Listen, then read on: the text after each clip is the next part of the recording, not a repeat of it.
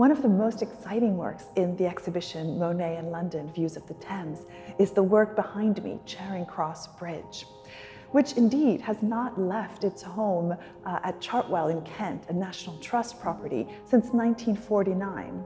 And that is when it was gifted to Winston Churchill, who lived in Chartwell, by his literary agent, Emery Reeves.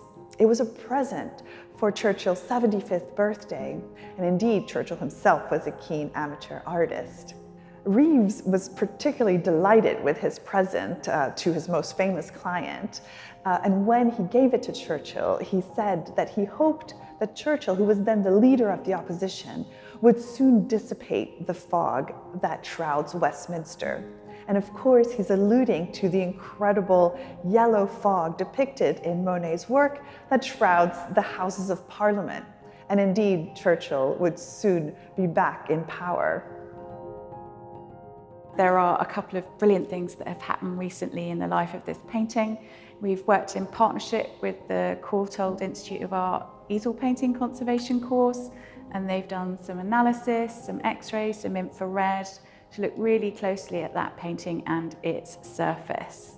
So there's lots of wonderful discoveries that we've explored with them around evidence showing that Monet painted on his balcony, and that's come out in the x-ray where the cracking patterns are sort of reflecting that cycling of the painting being taken outside for its plein air session and then brought back in. And we've also applied a brilliant conservation treatment and taken two really kind of impactful varnishes away from the surface. So we've dissolved them very carefully off the surface, probably removed some surface dirt that was in between the two layers at the same time. So that's really impactful because Monet wouldn't have varnished his own paint surfaces. We think this painting probably got varnished by a dealer or maybe the first owner, and then subsequently at some point during Churchill's ownership of the painting as well.